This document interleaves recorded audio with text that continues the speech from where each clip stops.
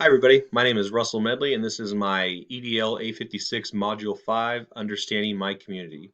And the community that I will be talking about is St. Mary's, Kansas. It is a part of Kaw Valley USD 321.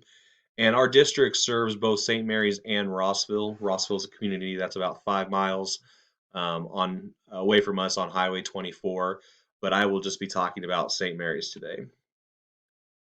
So some of the customs and traditions of St. Mary's, it is a moderately conservative community and also a predominantly Catholic community as well. We have both a K through 12 public school as well as a K through 12 private Catholic academy, and then there's a 2-year college as well. And I would say that this private Catholic academy that we have in St. Mary's is probably one of the most unique things about our community. It's right on goes on Main Street. You can see the academy from the road, and it's kind of one of those things that just really stands out. And with the academy itself, they have a lot of customs and traditions where you'll see a lot of the girls wearing the skirts, the boys are wearing the pants and the collared shirts. Very old school where they're trying to keep the girls and boys separated from each other um, as much as they can. We tend to see large family sizes, especially more on the academy side. And then we also have a lot of unique jobs around us, businesses around us that include a lot of manufacturing and energy jobs. We have called the Jeffrey Energy Center, which is a couple miles outside of St. Mary's. We have Onyx Collections, which is actually in Bellevue, which is about five miles from St. Mary's. However, a lot of our community members will travel to Bellevue to work there. And then in St. Mary's, we also have Custom Woods, and that also is a business that gets out outside of the St. Mary's area and also employs a lot of our St. Mary's community members as well. As far as some of the different population characteristics of St. Mary's, we have a population of about 2,636 people. Out of those people, 95% graduated with a high school diploma, and then 22% graduated or got a bachelor's degree or higher. We are a Title I school where 42% of our student population is on free and reduced lunch.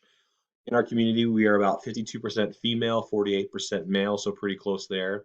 We are about 95% white Caucasian. Some of the other races, we were about 2% of mixed race, and then 1% of African American, and then it really tailed off from there with the different other races. We are a heavily manufacturing community. We talked about the custom woods and the onyx. So a lot of people who are employed by those businesses. Um, Healthcare was also one that was kind of next. We do have a manor and a hospital in St. Mary's.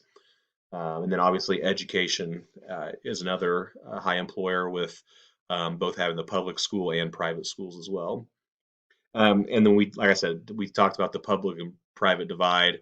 Um, I don't want to make it sound bad, but we kind of have the mentality it's an us and them type of thing. Us being with the public schools, and them being the private schools, and so you could just really tell just driving through our community probably who attends the academy and who attends the public school. As far as different communication channels that we have in our community, the schools have websites, both the academy as well as the public schools. For the public schools, we post a daily bulletin, which just kind of highlights some of the main things we got going on or upcoming events. There's a class that does what's called the Bears broadcast, and they post those to YouTube. We have a local newspaper in town called the St. Mary's Star. We also use social media such as Facebook, Twitter, to post different things out. Our schools have their own pages and things like that. We also have a school reach program where at enrollment parents can sign up or put their phone numbers down where our superintendent can or administration can send out uh, different things and it just calls them or leaves a voicemail if they don't answer, but just a quick way to get information out to our community. And then we also have local news stations around us. We're pretty close to Manhattan and Topeka, and so sometimes they'll also highlight things that are going on in our community. So some of the different community groups that we have the religious groups, obviously, not only with our academy, but also the other churches that we have in town. So we have uh, our Catholic Church, Baptist Church, Methodist Church, along with the academy itself. We have our Board of Education made up of 7 members that represent our our district. We have the City Commission made up of the mayor and other members. We have the Chamber of Commerce. We have the St. Mary's Priory, which is the academy itself. We have our Booster Club, made up of teachers and parents. And then we also have what's called the Barebackers, and they are a group made up of different community members that put on different events in our community to try and raise funds, not only for our schools, but for our communities as well. Some of the different leadership that we have in St. Mary's, we do have a mayor and city council. We've talked plenty about the different religious leaders that we have. Business leaders, obviously, some of those main businesses that I highlighted. There's a lot of good leadership there, and we work with those businesses as far as our schools and things go. And so those are obviously good leaders as well. We have our Board of Education, and then our superintendent, as well as our building leaders, our principals. Some of the community leader characteristics, some of the ones that I highlighted, I think that are important is that they know the community and are known by many. And so they kind of know the ins and outs of the community. They've been here for a long time. They have investment in the community. And just having that tenure of being in the community for so long, they've built relationships where they are known by many.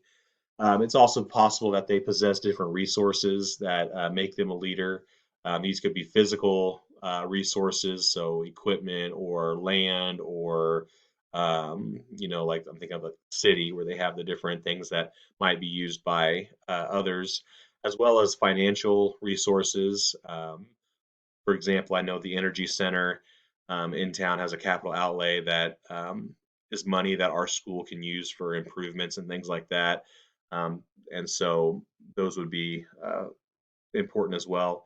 They're visible in the community, and so they make it known to try and get out and about and understand the community. They have those relationships. And then I think education is also an important characteristic of our leaders.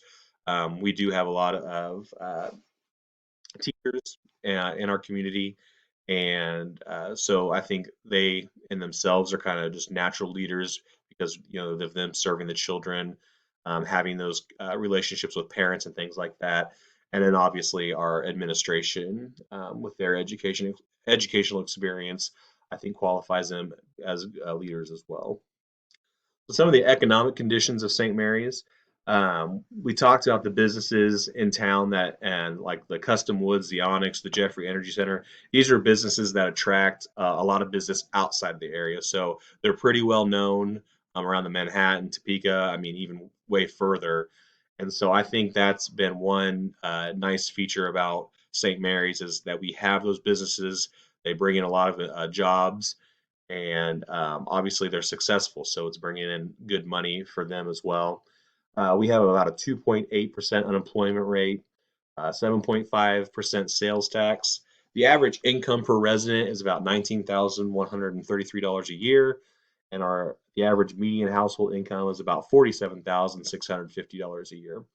One thing I think is really unique and about our community, and we talked about it, is our large family sizes.